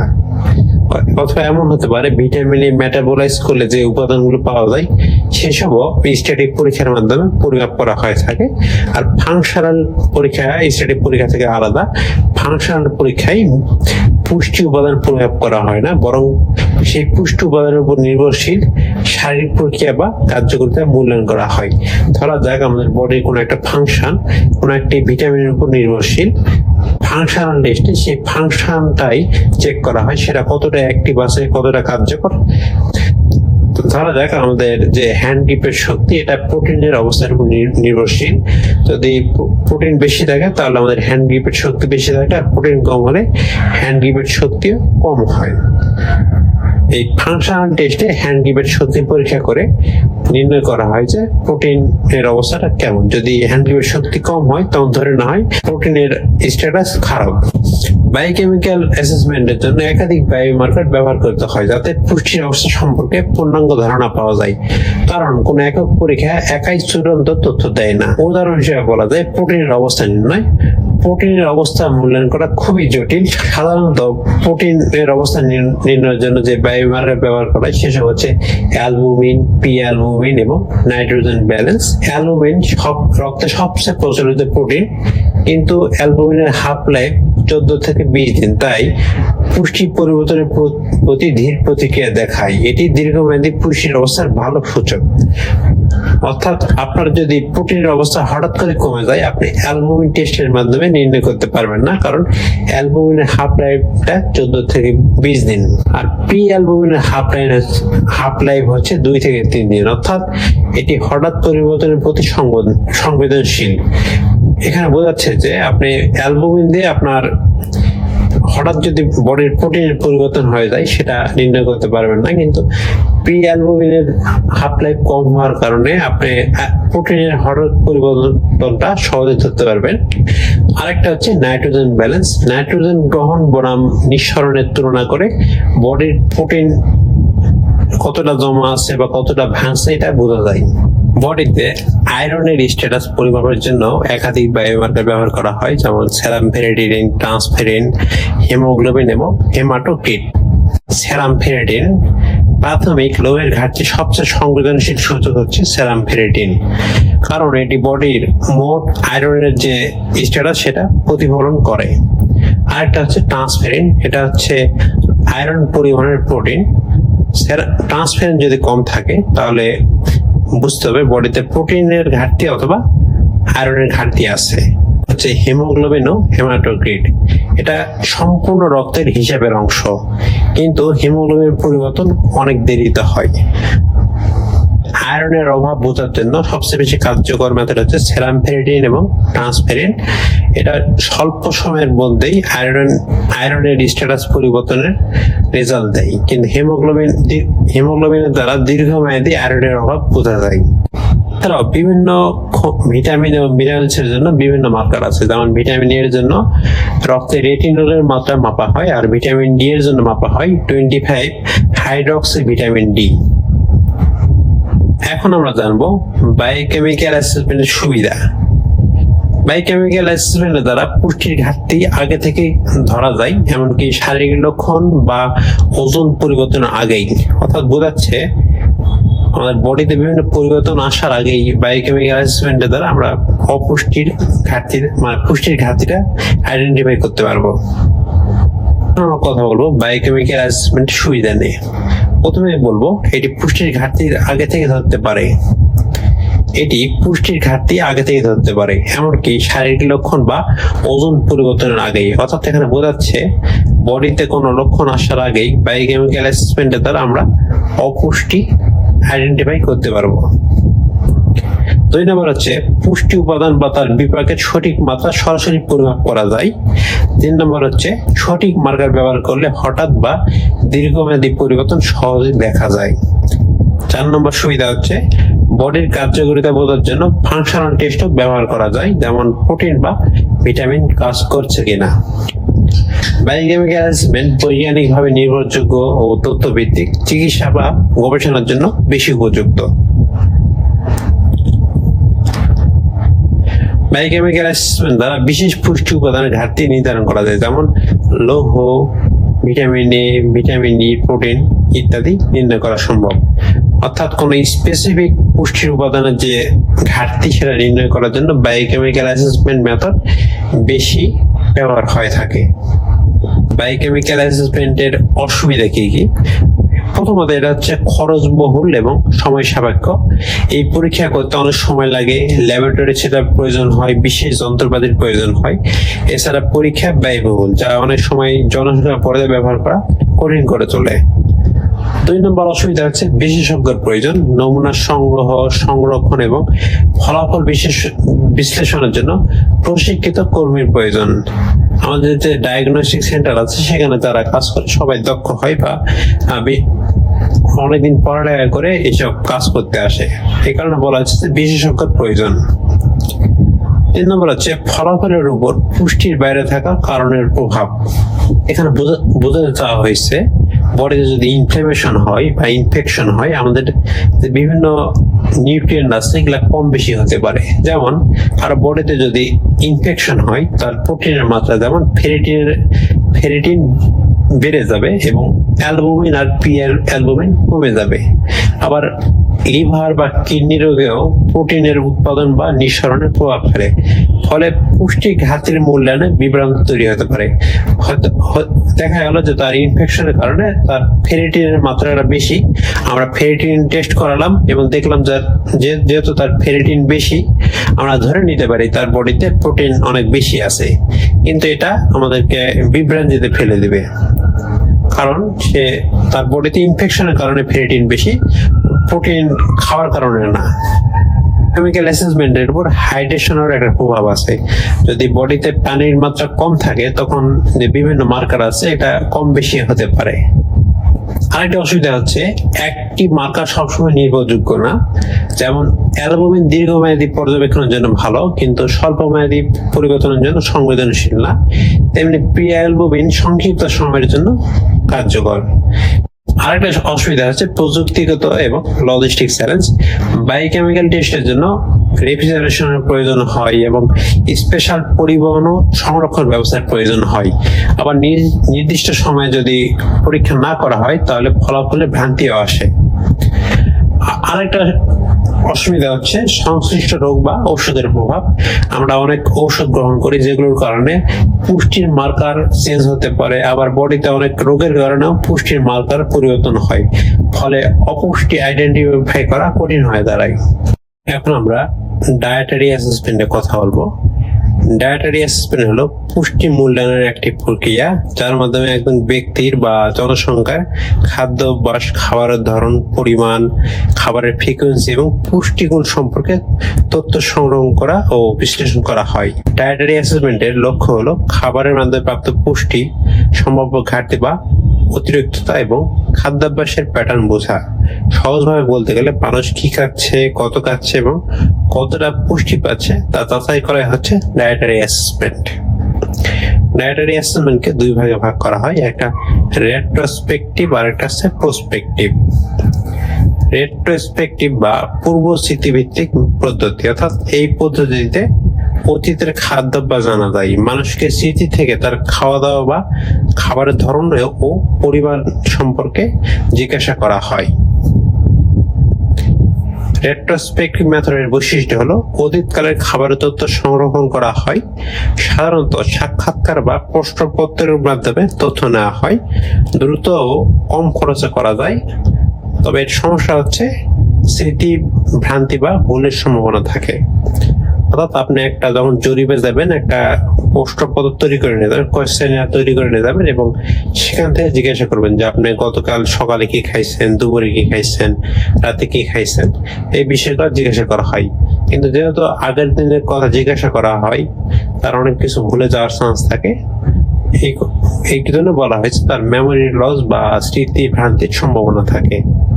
রেট্রোস্পেকটিভ যে মেথড বা স্মৃতি ভিত্তিক যে ডায়েটারি মেথড, সেটাকে আবার কয়েকটা ভাগে ভাগ করা হয়। তার মধ্যে অন্যতম একটা হচ্ছে 24 আওয়ার ডায়েটারি রিকল বা 24 ঘন্টার dietary recall. 24 hour dietary recall হলো একটি পূর্ব স্মৃতিভিত্তিক পদ্ধতি যেখানে অংশগ্রহণকারীকে গত 24 ঘন্টায় যা খেয়েছে তা মনে করতে বলা হয়। এটি খাদ্য গ্রহণের পরিমাণ, খাবারের ধরন, খাবারের সময় এবং খাবার কিভাবে প্রস্তুত করা হয়েছে সেই বিষয়ে জিজ্ঞাসা করা হয়। এই 24 আওয়ার ডায়েটারি রিকলের মাধ্যমে আপনি জানতে পারবেন সে কতটুকু খাবার গ্রহণ করছে, তার খাবার সময়টা কখন ছিল, খাবারটা কিভাবে প্রস্তুত করা হয়েছে, এইসব বিষয়ে। 24 আওয়ার রিকল মেথডে যে ডাটা সংগ্রহ জন্য 3টা পদ্ধতি থাকে। একটা হলো সাক্ষাৎকার, এখানে একজন প্রশিক্ষিত ইন্টারভিউয়ার অংশগ্রহণকারী ব্যক্তিকে তার খাদ্যাভ্যাস সম্পর্কে জিজ্ঞাসা করে। আরেকটা হচ্ছে মাল্টিপল পাস মেথড, এটা আবার 3 ভাগে ভাগ করা হয়। প্রথমে জিজ্ঞাসা করা সাধারণ রিকল, অর্থাৎ সমস্ত খাবারের তালিকা মনে করে বলা হয়। আপনি একটা খাবারের তালিকা নিয়ে যাবেন এবং সে তালিকা অনুযায়ী জিজ্ঞাসা করবেন। দ্বিতীয় ধাপে সে কোনো খাবারের কথা বলতে ভুলে গেছে কিনা সেটা আবার জিজ্ঞাসা করা হয়। আর তৃতীয় ধাপে প্রতিটা খাবারের পরিমাণ, খাবারের প্রস্তুত প্রণালী, সময় এবং যদি প্যাকেটের খাবার হয় সেক্ষেত্রে ব্র্যান্ড সম্পর্কে জিজ্ঞাসা করা হয়। আর সে খাবারের যে পরিমাণ, এই পরিমাণটা কত ছিল সেটা আইডেন্টিফাই করার জন্য বা ধারণা করার জন্য তাকে কিছু ফটো দেখানো হয়। যেমন কোনো কাপের ফটো হতে পারে বা বাটির ফটো হতে পারে, যে ফটোগুলা মানে প্রত্যেকটা বেনিফিশিয়ারিকে একইভাবে দেখানো হয় যাতে খাবারের মাপের একটা স্ট্যান্ডার্ড থাকে। এখন কথা বলবো 24 আওয়ার রিকল মেথডের সুবিধা নেই। এটা অনেক দ্রুত এবং অল্প খরচে করা যায়। অংশগ্রহণকারী ব্যক্তির খাদ্যের ধরন এবং পরিমাণ সম্পর্কে বিস্তারিতভাবে জানা যায়। এই মেথডটা বড় স্যাম্পল সাইজ এবং ছোট স্যাম্পল সাইজ উভয় ক্ষেত্রে ব্যবহার করা যায়। আর পুষ্টি গবেষণা এবং পাবলিক হেলথ সেক্টরে 24 আওয়ার রিকল মেথড সবচেয়ে বেশি ব্যবহৃত হয়। এই মেথডের অসুবিধা হচ্ছে এটা পুরোপুরি স্মৃতির উপর নির্ভরশীল, অর্থাৎ সে ভুল তথ্য দিতে পারে। আরেকটা বিষয় হচ্ছে একদিনের খাবারের তথ্য দিয়ে আপনি তার দৈনন্দিন যে খাদ্যাভ্যাস সেটা সহজে বুঝতে পারবেন না। এমন হতে পারে সে আগের দিন বাইরেতে স্পেশাল খাওয়া দাওয়ার আয়োজন করছে, সেখানে সে ভালো ভালো খাবার খাইছে, তখন সে যখন তার ডাটা দিবে দেখলেন যে সে ভালো ভালো পুষ্টিকর খাবার গ্রহণ করছে। এটা একটা ভুল হতে পারে।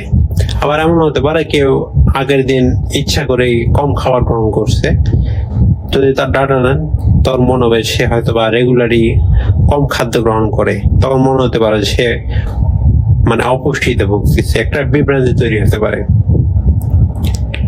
আরেকটা বিষয়, সামাজিকভাবে অগ্রহণযোগ্য খাবারের তথ্য কম বলা যেতে পারে। ধরেন আপনি যার ডাটা গ্রহণ করতেছেন, যাকে জিজ্ঞাসা করতেছেন, সে মনে করে পান্তা খাওয়া গরিব মানুষের কাজ এবং সে আগের দিন পান্তা খাইছে। সে মনে করতে পারে, সে যদি আপনাকে বলে যে সে আগের দিন পান্তা ভাত খাইছে, আপনি তাকে গরিব মনে করতে পারেন বা মনে করতে পারেন যে তার রুচি খারাপ। এসব ক্ষেত্রে সে তথ্য সঠিকভাবে নাও দিতে পারে। এর ফলে আমরা সঠিক তথ্য প্রাপ্তি থেকে বঞ্চিত হব এবং যে ডাটাটা সংগ্রহিত হবে সেটা এররযুক্ত হবে। এটা আমাদের ডাটা অ্যানালাইসিসে ভুল তথ্য দিবে, অর্থাৎ আমরা সঠিক জিনিসটা জানতে পারবো না যদি সে এরকম ভুল তথ্য দেয়। আরেকটা বিষয়, পোর্শন সাইজ অনুমান ঠিক নাও হতে পারে। এখন সে যে পরিমাপে খাদ্য গ্রহণ করে আর আমরা যে পোর্শন সাইজের ফটো দেখাবো সেটা সে অনুমান করে মানে সঠিকভাবে নাও বলতে পারে, তার খাবারের এমন একটা বিভ্রান্তির চান্স থেকে যায়। রেট্রোস্পেক্টিভ ডায়েটারি অ্যাসেসমেন্টের আরেকটি মেথড হচ্ছে ফুড ফ্রিকোয়েন্সি কোয়েশ্চেনার। ফুড ফ্রিকোয়েন্সি কোয়েশ্চেনার হলো এমন একটি পদ্ধতি যেখানে অংশগ্রহণকারীকে জিজ্ঞাসা করা হয় সে একটা নির্দিষ্ট সময়ে কোন খাবার কতবার গ্রহণ করেছে, অর্থাৎ এক মাসে সে ভাত কতবার গ্রহণ করছে বা এক সপ্তাহে সে মাংস কতবার গ্রহণ করছে, এই বিষয়ে এই টাইপের প্রশ্ন জিজ্ঞাসা করা হয়। এই অ্যাসেসমেন্টের পদ্ধতি 3 ধাপে ভাগ করা হয়েছে। প্রথমটি হচ্ছে একটি খাদ্যের তালিকা তৈরি করতে হবে, অর্থাৎ সাধারণভাবে যেসব খাবার এবং পানীয় গ্রহণ করা হয় সেসব লিপিবদ্ধ করতে হবে। এরপর অংশগ্রহণকারীকে জিজ্ঞাসা করতে হবে সে সপ্তাহে, মাসে বা দিনে কোন খাবার কতবার গ্রহণ করছে। প্রশ্নটা এমন হবে আপনি সপ্তাহে কতবার ফল খান। 3 নম্বর হচ্ছে পরিমাণের অনুমান। প্রয়োজনের ক্ষেত্রে পোর্শন সাইজ নির্ধারণের জন্য আমরা তাদেরকে বিভিন্ন পাত্র দেখাতে পারি যেগুলোতে খাবার মাপা হয়, অথবা যদি পাত্র না থাকে আমরা তাদেরকে ছবি দেখাতে পারি। আমরা ফুড ফ্রিকোয়েন্সি কোয়েশ্চেনারের সুবিধা সম্পর্কে জানবো। এটা থেকে দীর্ঘমেয়াদী খাদ্যাভ্যাস সম্পর্কে ধারণা পাওয়া যায়। এটা বড় জনসংখ্যার জন্য সহজ এবং কার্যকর। এই অ্যাসেসমেন্টের মাধ্যমে খাদ্যাভ্যাসের সঙ্গে রোগের ঝুঁকির সম্পর্ক সহজে আইডিয়া করা যায়। এই কারণে এটা এপিডেমিওলজি স্টাডিতে ফুড ফ্রিকোয়েন্সি কোয়েশ্চেনার অনেক বেশি জনপ্রিয়। আর এই মেথডে ডায়েটারি অ্যাসেসমেন্ট করতে গেলে কম খরচের প্রয়োজন হয়। আমরা এই মেথডের অসুবিধা সম্পর্কে আলোচনা করব। প্রথম অসুবিধা হচ্ছে যেহেতু সে একটা দীর্ঘ সময়ের খাবারের কথা বলে, যেমন সে এক মাসে কোন খাবার কতবার খাইছে এটা বলে, তাই সঠিকভাবে পরিমাণটা বলতে পারে না। অনেক প্রায় দেখা যায় তারা অনুমানের উপর কথা বলে, হয়তোবা সে মাসে 20 বার মাংস খাইছে, সে হয়তোবা বলতে পারবে না, অনেক সময় অনুমান করে বলতে পারে 20-22 দিন, এইভাবে একটা অনুমানের উপর কথা বলে।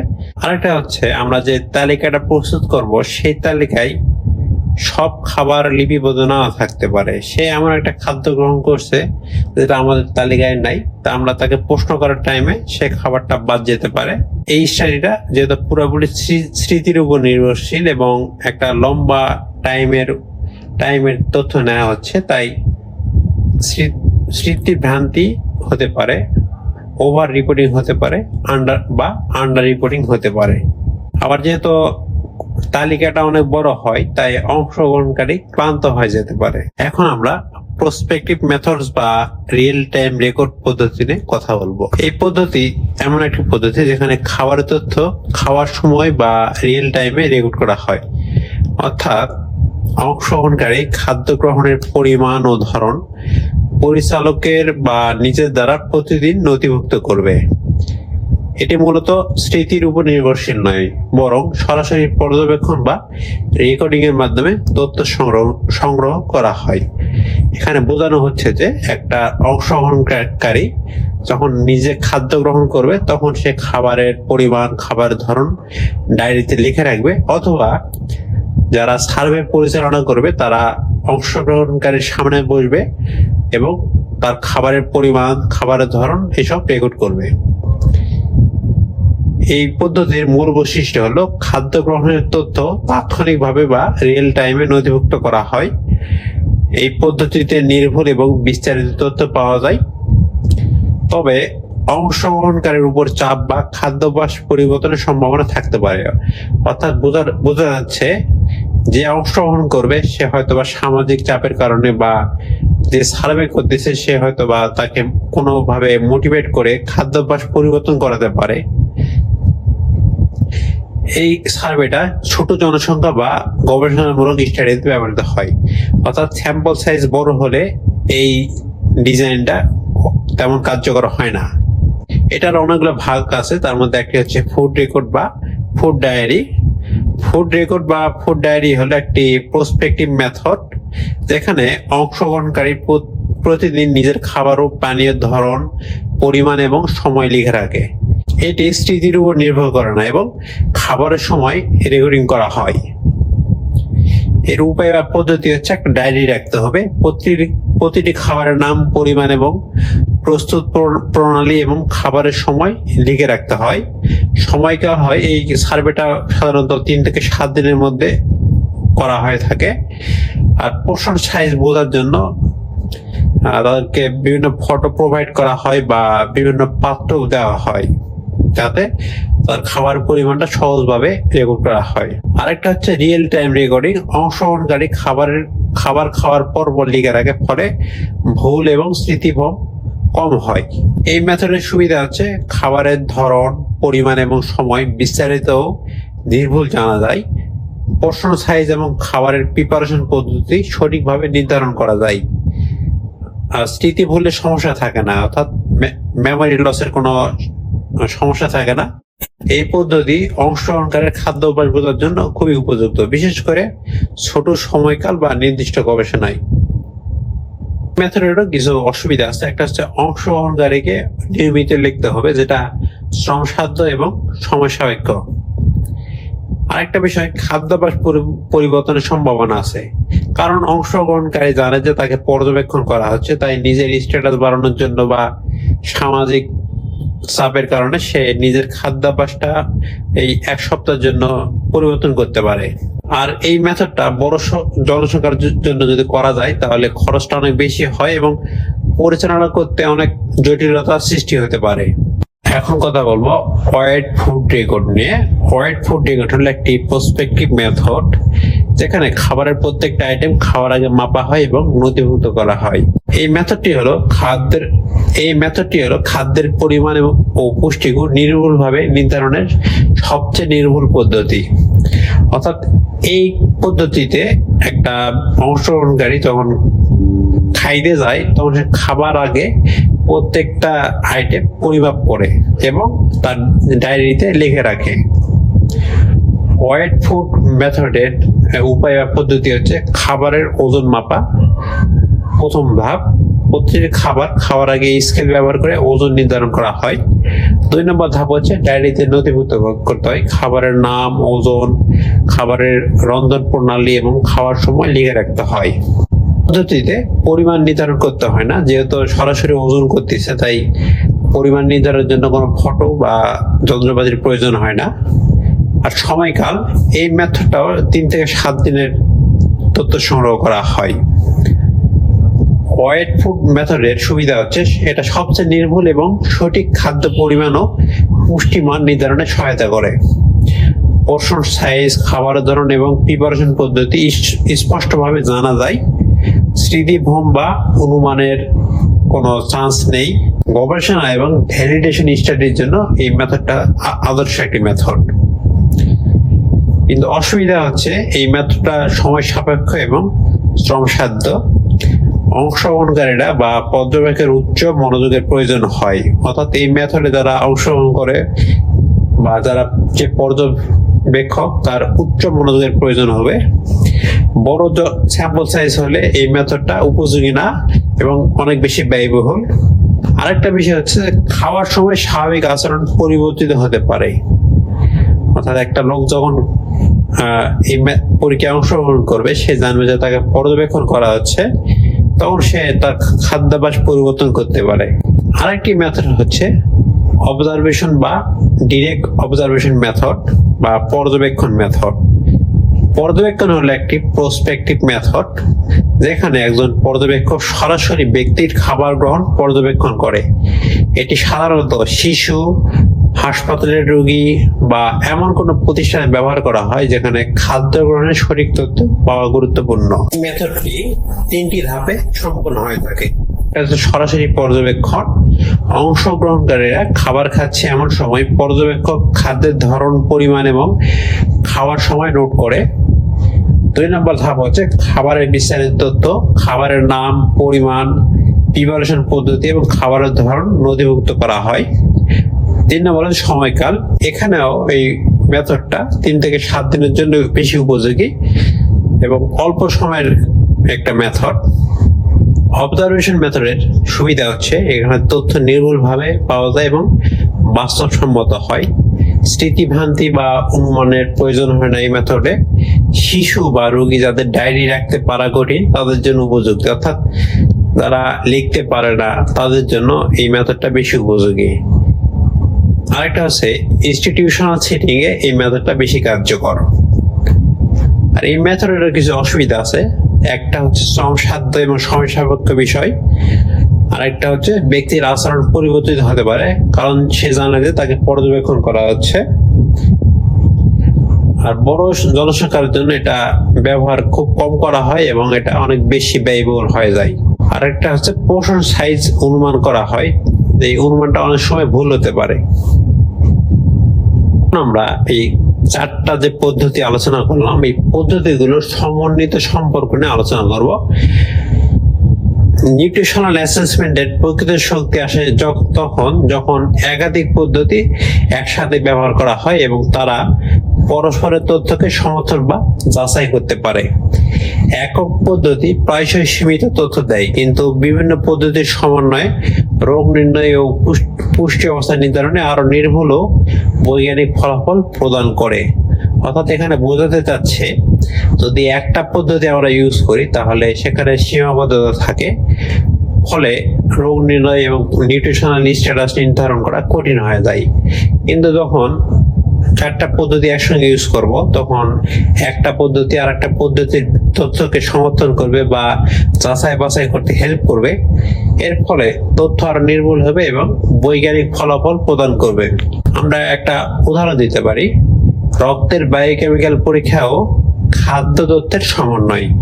ধরা যাক কারো রক্তে সেরাম আয়রনের মাত্রা কম, সুতরাং এই তথ্য দিয়ে বোঝা যায় না যে সমস্যা খাদ্য অভাবে নাকি রক্তক্ষয়জনিত কারণে বা অন্য কোনো শারীরবৃত্তীয় অসুখের কারণে। যদি একই সময়ে ফুড ফ্রিকোয়েন্সি কোয়েশ্চেনার বা 24 ঘন্টার ডায়েটারি রিকল থেকে জানা যায় যে ব্যক্তি নিয়মিত পর্যাপ্ত আয়রন সমৃদ্ধ খাদ্য গ্রহণ করছে না, তাহলে বোঝা যায় মূল সমস্যা হলো খাদ্য অভাবে। আর যদি খাদ্যে পর্যাপ্ত আয়রন থাকলেও রক্তে আয়রন কম থাকে তাহলে সেটি হতে পারে তার বডিতে রক্ত ক্ষয় হচ্ছে বা তার অ্যাবজর্পশন জনিত সমস্যা আছে। এখন আমরা আরেকটি উদাহরণ নিয়ে আলোচনা করব। এটা হচ্ছে বডিতে প্রোটিনের স্ট্যাটাস এবং ডায়েটারি অ্যাসেসমেন্ট ও বায়োকেমিক্যাল অ্যাসেসমেন্টের সম্পর্ক। প্রোটিন গ্রহণ নির্ণয়ে শুধুমাত্র ডায়েটারি অ্যাসেসমেন্টের উপর নির্ভর করলে ব্যক্তি কতটা প্রোটিন পাচ্ছে তা নিশ্চিত হওয়া যায় না। একজন ব্যক্তির 24 ঘন্টা ইউরিন নাইট্রোজেন পরীক্ষার মাধ্যমে দেখা গেল বডিতে পর্যাপ্ত প্রোটিন ব্যবহার হচ্ছে না। এখন এটা আমরা শিওর না যে তার বডিতে পর্যাপ্ত প্রোটিনের অভাব কি কারণে হচ্ছে, তার কিডনির সমস্যা নাকি অন্য কোনো কারণে। এরপর যদি আমরা তাকে ডায়েটারি অ্যাসেসমেন্ট করি এবং দেখা যায় যে সে প্রোটিন সমৃদ্ধ খাদ্য কম গ্রহণ করতেছে, তখন আমরা নিশ্চিত হতে পারবো সে যেহেতু প্রোটিন সমৃদ্ধ খাদ্য কম গ্রহণ করতেছে তাই তার ইউরিনে নাইট্রোজেনের পরিমাণ কম। আর যদি সে প্রোটিন সমৃদ্ধ খাদ্য গ্রহণের পরও ইউরিনে নাইট্রোজেন কম থাকে তাহলে বুঝতে হবে তার শোষণ বা বিপাকজনিত সমস্যা আছে। এখন আমরা শুরু করব পুষ্টি শিক্ষার যে টপিকস আছে সেই টপিক্সের উপর। শুরুতে আমরা আলোচনা করব পুষ্টি শিক্ষার সংজ্ঞা নিয়ে। পুষ্টি শিক্ষা হলো এমন একটি শেখার প্রক্রিয়া যা মানুষকে স্বাস্থ্যসম্মত খাদ্য এবং ভালো পুষ্টি সম্পর্কিত অভ্যাস স্বেচ্ছায় গ্রহণ করতে সাহায্য করে। আগে পুষ্টি শিক্ষা শুধু তথ্য দেওয়ার উপর নির্ভর করত, মনে করা হতো জ্ঞান পাওয়া মানেই আচরণ বদলাবে। কিন্তু এখন আধুনিক পদ্ধতি আচরণ কেন্দ্রিক এবং অভিজ্ঞতার মাধ্যমে দীর্ঘস্থায়ী পরিবর্তন আনার দিকে মনোযোগ দেয়। এখন পুষ্টি শিক্ষাকে শুধু খাবারের তথ্য শেখানো নয়, বরং জীবনধারার শিক্ষা হিসেবে দেখা হয়। এটি বোঝায় যে স্বাস্থ্যকর খাদ্য গ্রহণ একা নয়, এটি স্বাস্থ্যকর জীবনধারার একটি অংশ। এখানে খাদ্যাভ্যাসের পাশাপাশি শারীরিক, মানসিক এবং সামাজিক সুস্থতাকেও গুরুত্ব দেওয়া হয়। যেমন শারীরিক কর্মকাণ্ড, মানসিক চাপ, সামাজিক সম্পর্ক এবং সম্প্রদায়ের সঙ্গে সম্পর্ক, এই সব মিলে একজনের সামগ্রিক স্বাস্থ্য নির্ধারণ করা হয়ে থাকে। ফলে পুষ্টি শিক্ষার সাফল্য শুধু কত তথ্য মনে রাখা হয়েছে তার উপর নির্ভর করে না, বরং অংশগ্রহণকারীরা কতটা স্বাস্থ্যকর আচরণ নিজের জীবনে নিয়েছে এবং বজায় রেখেছে তার উপর নির্ভর করে। এখন আমরা জানবো পুষ্টি শিক্ষার গুরুত্ব নিয়ে। প্রথমে যেটা আমাদের মনে আসে, দীর্ঘমেয়াদী স্বাস্থ্য এবং রোগ প্রতিরোধ ব্যবস্থা উন্নত করা। পুষ্টি শিক্ষা heart disease, diabetes, high blood pressure, obesity ইত্যাদি দীর্ঘস্থায়ী রোগ প্রতিরোধ ও নিয়ন্ত্রণে সাহায্য করে। সঠিক খাদ্য এবং জীবনধারা পরিবর্তনের মাধ্যমে এই রোগগুলো উন্নত বা নিয়ন্ত্রণ করা যায়। 2 নম্বর হচ্ছে বয়স্কদের জন্য বিশেষভাবে গুরুত্বপূর্ণ। বয়স্কদের জন্য পুষ্টি শিক্ষা শারীরিক শক্তি, গতিশীলতা এবং মস্তিষ্কের কার্যক্ষমতা বজায় রাখতে সাহায্য করে। এটি তাদের স্বাধীন জীবনধারা এবং জীবনমান উন্নত করতে সাহায্য করে। 3 নম্বর হচ্ছে খাদ্য নিরাপত্তা এবং সীমিত সম্পদের মাধ্যমে অপুষ্টির মোকাবেলা। যারা সীমিত সম্পদে জীবনযাপন করে তাদের জন্য পুষ্টি শিক্ষা খুবই গুরুত্বপূর্ণ। এটি তাদের সচেতন করে স্বাস্থ্যকর খাদ্য পছন্দ করতে এবং কম খরচে বেশি পুষ্টি পাওয়ার কৌশল শেখায়। উদাহরণস্বরূপ স্বাস্থ্যকর রান্না করা, প্রক্রিয়াজাত খাবারের উপর নির্ভরতা কমানো এবং খাবার ক্রয় ক্ষমতা পরিচালনা করা। 4 নম্বর গুরুত্ব হচ্ছে পুষ্টির সাক্ষরতা এবং সমালোচনামূলক চিন্তা ভাবনা। পুষ্টি শিক্ষা মানুষকে জটিল খাদ্য ব্যবস্থা বুঝতে এবং বিভিন্ন উৎস থেকে সঠিক তথ্য চিহ্নিত করতে সাহায্য করে। এটি তাদের স্বাস্থ্যকর সিদ্ধান্ত নিতে সক্ষম করে এবং তথ্যের নির্ভরযোগ্যতা যাচাই করার দক্ষতা বৃদ্ধি করে। আমরা আলোচনা করব কার্যকর পুষ্টি শিক্ষার মূলনীতি নিয়ে। প্রথমে বলবো পুষ্টি শিক্ষা হতে হবে আচরণ কেন্দ্রিক এবং এর ভিত্তি হতে হবে বৈজ্ঞানিক। কার্যকর পুষ্টি শিক্ষা কেবল তথ্য দেওয়ার জন্য নয়, বরং মানুষের আচরণ পরিবর্তন করতে সাহায্য করে। এটি বৈজ্ঞানিক গবেষণা ও প্রমাণের উপর ভিত্তি করে পরিকল্পিত হয়। মূল লক্ষ্য হলো মানুষের মধ্যে স্বাস্থ্য হানিকর অভ্যাস কমানো এবং ইতিবাচক খাদ্যাভ্যাস গড়ে তোলা। 2 নম্বর মূলনীতি হচ্ছে ইতিবাচক এবং অন্তর্ভুক্তিমূলক পদ্ধতি। শিশুদের মধ্যে ভালো বা খারাপ খাবারের ধারণা চাপ সৃষ্টি করতে পারে, তাই তাদের খাবারের প্রতি কৌতূহলী করে তুলতে হয় এবং অন্বেষণে মনোযোগী রাখতে হয়। শিশুদের খাদ্যাভ্যাস পরিবার, সংস্কৃতি, পছন্দ এবং সহজলভ্যতার উপর নির্ভর করে। শিক্ষার বিষয়বস্তু শুধুমাত্র পুষ্টি নয়, খাদ্য কিভাবে শারীরিক, মানসিক, সামাজিক এবং আধ্যাত্মিক সুস্থতাকে সমর্থন করে তা উদযাপন করা হয়। পুষ্টি শিক্ষার 3 নম্বর মূলনীতি হচ্ছে এটি চলমান এবং বহুমুখী হস্তক্ষেপ। একবারে হস্তক্ষেপ যথেষ্ট নয়। সবচেয়ে সফল পুষ্টি শিক্ষার প্রোগ্রামগুলো ব্যক্তিগত যোগাযোগ, গণমাধ্যম এবং বিভিন্ন পদ্ধতির সমন্বয়ে কাজ করে।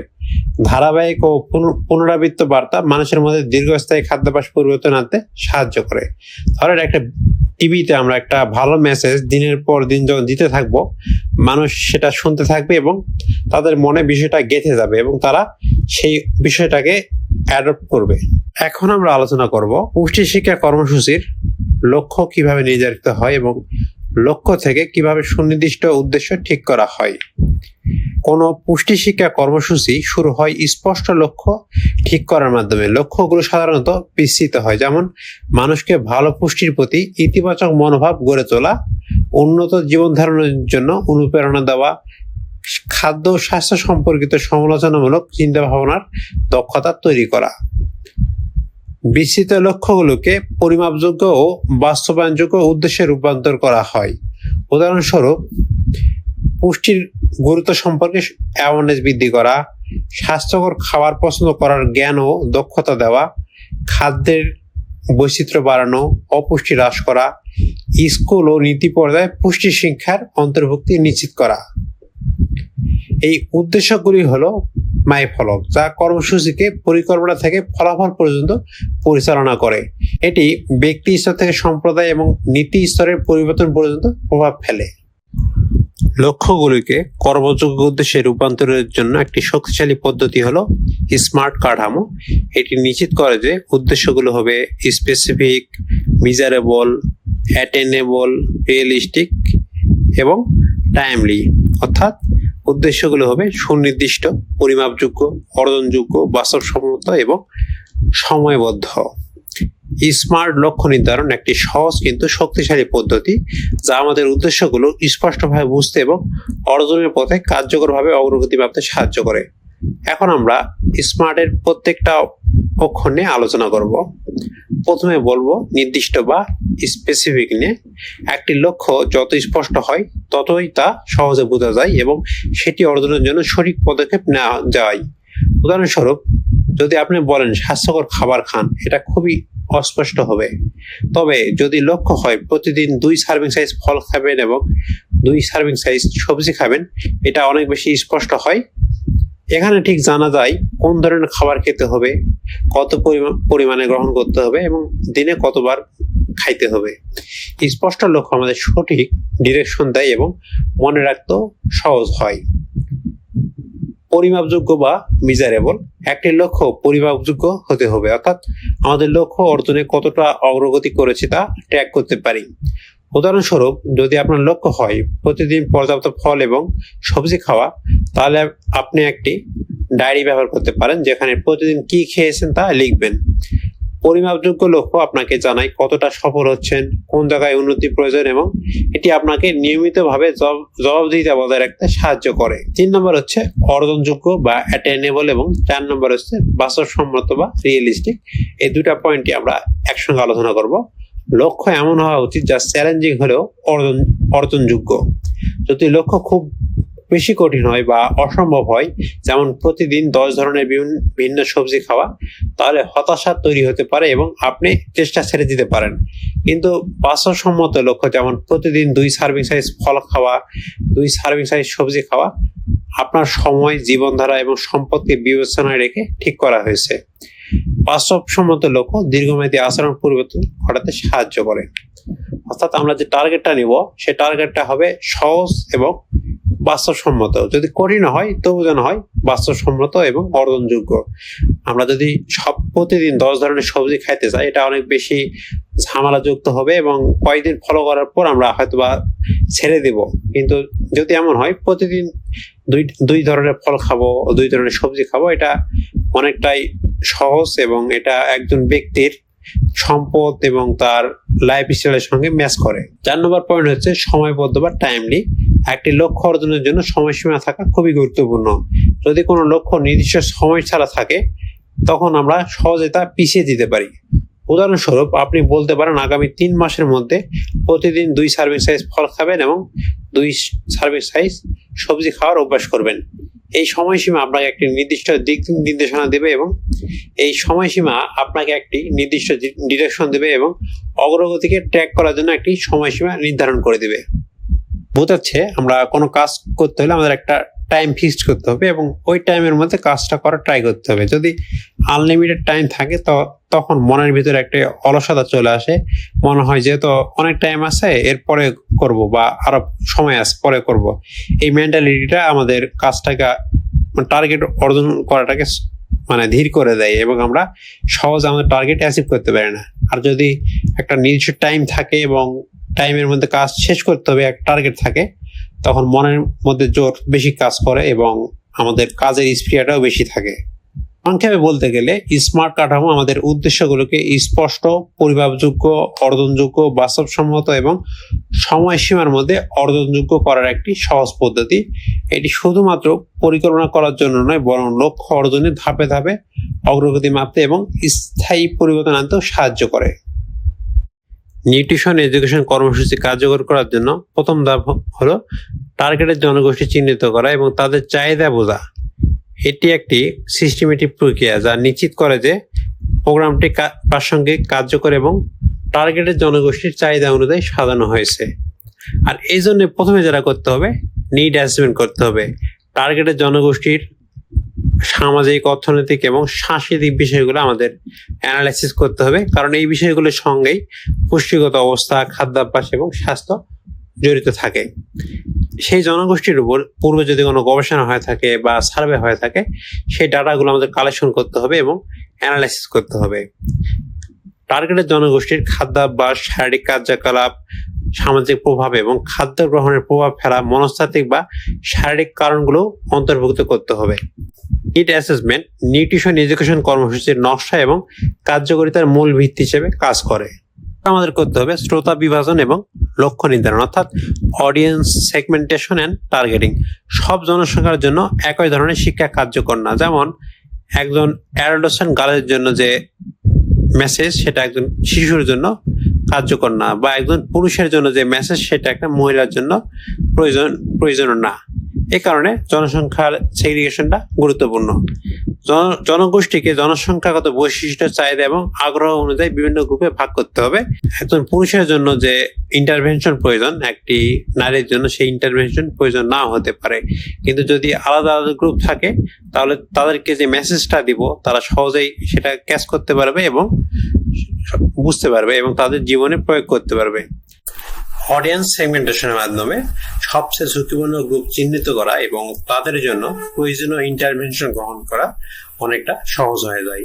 অডিয়েন্স সেগমেন্টেশন হওয়ার পর আমাদের বিভিন্ন অডিয়েন্স গ্রুপ অনুযায়ী মেসেজ তৈরি করতে হবে। যেমন গর্ভবতী মহিলাকে আমরা কি ধরনের মেসেজ দেব, তাদেরকে আমরা মা ও বোনের স্বাস্থ্যের জন্য পুষ্টি শিক্ষা বিষয়ে মেসেজ দেব, তাদের কতটুকু ওজন বৃদ্ধি করার প্রয়োজন, তাদের কতটা এক্সট্রা ক্যালোরি গ্রহণ করতে হবে এই বিষয়ে তাদের মেসেজ দিব, তাদের ভিটামিন ও খনিজের উৎস সম্বন্ধে ধারণা দিব, কোন কোন ভিটামিন এবং মিনারেলস তাদের বেশি গ্রহণ করতে হবে সেই বিষয়ে আইডিয়া দিব, তাদের খাদ্য তালিকায় কোন খাবারগুলো বেশি রাখতে হবে এবং কোন খাবারগুলো এড়িয়ে চলা উচিত এই বিষয়ে তাদেরকে মেসেজ দিতে হবে।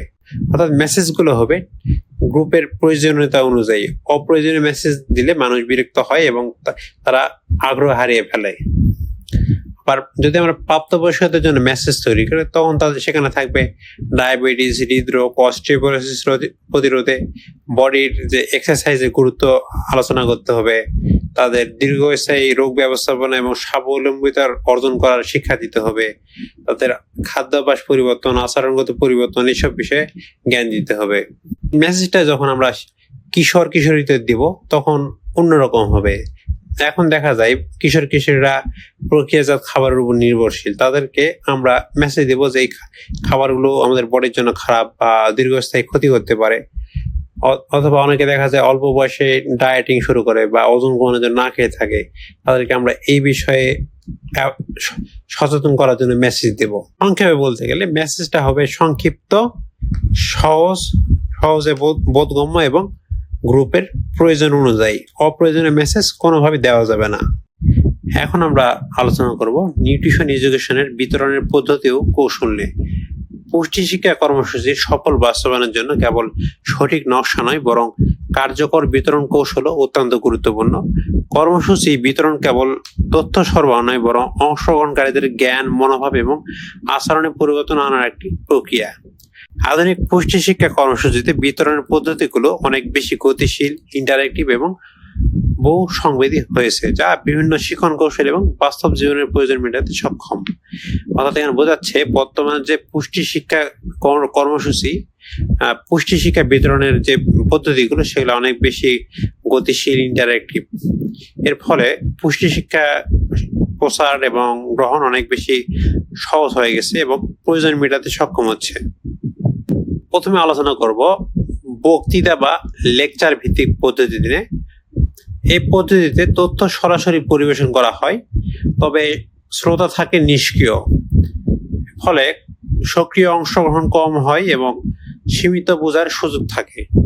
অর্থাৎ এখানে বোঝাচ্ছে একজন বক্তা বা শিক্ষক শুধু বক্তৃতা দিয়ে যাচ্ছে, যারা শ্রোতা তারা নিষ্ক্রিয় অবস্থায় শুনতেছে। অনেকে মনোযোগ সহকারে শুনে, অনেকের মনোযোগ থাকে না বা অনেকের মনে প্রশ্ন জাগে কিন্তু প্রশ্ন করার সুযোগ কম থাকে, ফলে তাদের অংশগ্রহণটা কম হয় এবং শেখার সুযোগও সীমিত হয়। আরেকটি পদ্ধতি হচ্ছে ইন্টারঅ্যাক্টিভ পদ্ধতি। অংশগ্রহণকারীরা সরাসরি কার্যকলাপে যুক্ত থাকে। ধরেন একটা প্রশ্নোত্তর সেশন সৃষ্টি করা হলো বা গ্রুপ ডিসকাশনের আয়োজন করা হলো, সেখানে প্রত্যেকে তাদের নিজের অভিজ্ঞতা শেয়ার করবে, একজন আরেকজনকে প্রশ্ন করবে, ফলে ইন্টারঅ্যাক্টিভ একটা পরিবেশ তৈরি হবে এবং একজন আরেকজনকে শেখাতে পারবে, ফলে যে জ্ঞানটা অর্জিত হবে এটার স্থায়িত্ব অনেক বেশি হবে। আরেকটি শিক্ষণ পদ্ধতি হচ্ছে অভিজ্ঞতা ভিত্তিক শেখা বা এক্সপেরিমেন্টাল লার্নিং। এটা হচ্ছে হাতে কলমে কার্যক্রমের মাধ্যমে শেখা। এই প্রক্রিয়ায় প্রোগ্রামে অংশগ্রহণকারীরা রান্নার ক্লাস বা কমিউনিটি বাগান প্রোগ্রাম বা খাদ্য প্রস্তুতির প্রদর্শনী বা মেনু পরিকল্পনা ইত্যাদি প্রোগ্রামে অংশগ্রহণ করে এবং তারা সেখানে সরাসরি শেখে, অভিজ্ঞতা অর্জন করে। এই পদ্ধতিতে আমাদের ইন্দ্রিয়ের ব্যবহার সবচেয়ে বেশি হয়, ফলে স্মৃতিশক্তি এবং বোঝার ক্ষমতা বৃদ্ধি পায়। এর ফলে অভিজ্ঞতা থেকে যে শেখাটা এটা অনেকদিন স্থায়ী হয়। এখন আমরা কথা বলবো অডিও ভিজুয়াল এইডস। আমাদের বিসিএস এর সিলেবাসে এই টপিকসটার উপর বিশেষ গুরুত্ব দেওয়া হয়েছে, তাই এটা অবশ্যই ভালো করে আমরা পড়বো। অডিও ভিজুয়াল এইডস হলো শিক্ষাগত সরঞ্জাম যা শিক্ষার প্রক্রিয়ায় একাধিক ইন্দ্রিয় ব্যবহার করে জ্ঞান এবং দক্ষতা উন্নয়নে সহায়তা করে। অডিও ভিজুয়াল এইডস এর উদাহরণ হলো power point presentation, video, film, television ও রেডিও প্রোগ্রাম, অনলাইন মডিউল ও digital media. Audio visual aids এর মূলনীতি হলো যত বেশি ইন্দ্রিয় শিক্ষায় জড়িত থাকে শেখার প্রভাব এবং স্মৃতিশক্তি তত বেশি বৃদ্ধি পায়। এখন আমরা অডিও ভিজুয়াল এইডস এর উপকারিতা বা সুবিধা সম্বন্ধে আলোচনা করব। প্রথম সুবিধা হচ্ছে দৃষ্টি ও শ্রবণ উভয় ব্যবহার করে শেখাকে আরো কার্যকর করে। 2 নম্বর সুবিধা হচ্ছে জটিল ধারণা, প্রক্রিয়া বা দক্ষতা সহজভাবে প্রদর্শন করা হয়। 3 নম্বর সুবিধা হচ্ছে চলমান চিত্র ও শব্দ শিক্ষার্থীদের কৌতূহল এবং সম্পৃক্তি বাড়ায়। 4 নম্বর সুবিধা তথ্য মনে রাখা সহজ হয় কারণ ইন্দ্রিয় সমূহ সক্রিয়ভাবে জড়িত থাকে। 5 নম্বর সুবিধা হচ্ছে শিশু ও কিশোরদের মতো নির্দিষ্ট জনসংখ্যাকে আকর্ষণ করার জন্য কৌশলগতভাবে ব্যবহার করা যায়। 6 নম্বর যে সুবিধা হচ্ছে প্রক্রিয়াজাত পুষ্টিহীন খাবারের বিপণনের বিপরীতে ইতিবাচক বার্তা প্রচারে কার্যকর ভূমিকা পালন করে। এখন আমরা অডিও ভিজুয়াল এইডস এর সীমাবদ্ধতা নিয়ে আলোচনা করব। ভিডিও বা প্রজেক্টর ব্যবহারের জন্য সরঞ্জাম এবং বিদ্যুৎ প্রয়োজন। 2 নম্বর হচ্ছে শিক্ষাদানকারীকে মিডিয়া তৈরি ও পরিচালনার জন্য প্রয়োজনীয় দক্ষতা থাকতে হয়। 3 নম্বর হচ্ছে দুই পক্ষের আলোচনার চেয়ে কম ইন্টারঅ্যাক্টিভ, প্রশ্ন উত্তর সীমিত হতে পারে। 4 নম্বর সীমাবদ্ধতা সক্রিয় অংশগ্রহণ ও নজরদারি বড় শ্রোতাদের জন্য কঠিন হতে পারে। 5 নম্বর সীমাবদ্ধতা উচ্চমানের ভিডিও বা প্রজেকশন তৈরি করতে সময়, প্রস্তুতি ও বাজেট প্রয়োজন। এখন আমরা দলগত আলোচনা বা গ্রুপ ডিসকাশনে কথা বলবো। দলগত আলোচনা হলো একটি শিখন পদ্ধতি যেখানে অংশগ্রহণকারীরা একটি নির্দিষ্ট বিষয় নিয়ে সক্রিয়ভাবে মতামত বিনিময় করে, ধারণা প্রকাশ করে এবং গঠনমূলক বিতর্কে অংশগ্রহণ করে।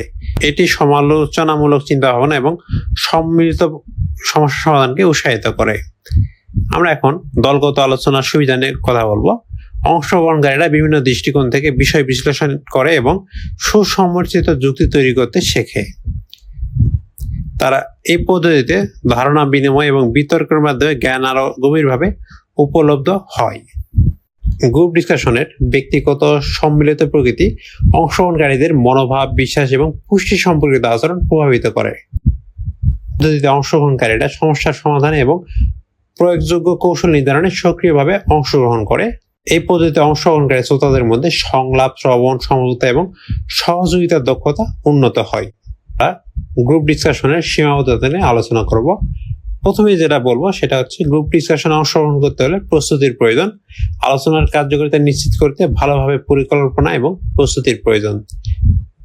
বিষয় হচ্ছে গ্রুপ ডিসকাশনের যে টপিক সেটা জটিল হওয়া যাবে না, কারণ টপিক যদি জটিল হয় তাহলে সকলে অংশগ্রহণ করতে পারবে না, ফলে দলগত ফলাফল সীমিত হয়ে যাবে। গ্রুপ ডিসকাশনের ফলে কে কতটা শিখলো এটা পরিমাপ করা তুলনামূলকভাবে কঠিন। এখন আমরা ব্যবহারিক প্রদর্শনী বা হ্যান্ডস অন ডেমনস্ট্রেশনের কথা বলবো। ব্যবহারিক প্রদর্শনী হলো এমন শিখন পদ্ধতি যেখানে অংশগ্রহণকারীরা রান্নার ক্লাস, খাদ্য প্রস্তুতি, বাগান সেশন বা অন্যান্য হাতে কলমে কার্যক্রমের মাধ্যমে সরাসরি অভিজ্ঞতা অর্জন করে। এটি অভিজ্ঞতা ভিত্তিক শেখার মূল ভিত্তি, যা ধারণা, কৌশল এবং সমস্যা সমাধানের দক্ষতা বাস্তব বিশ্বের প্রেক্ষাপটে শেখায়। এই পদ্ধতির সুবিধা নিয়ে আলোচনা করব। এই পদ্ধতিতে অংশগ্রহণকারীরা হাতে কলমে অভিজ্ঞতা অর্জন করে, যা শেখার ইচ্ছায়ত্ত এবং প্রয়োগযোগ্যতা বাড়ায়। একাধিক ইন্দ্রিয় ব্যবহৃত হয়। দৃষ্টি, স্পর্শ এবং কার্যকলাপের মাধ্যমে ধারণা আরো স্পষ্টভাবে উপলব্ধ হয়। এই পদ্ধতিতে যেহেতু অংশগ্রহণকারীরা সক্রিয়ভাবে অংশগ্রহণ করে, তাই তাদের মনোযোগ বাড়ে এবং আগ্রহ বৃদ্ধি পায়।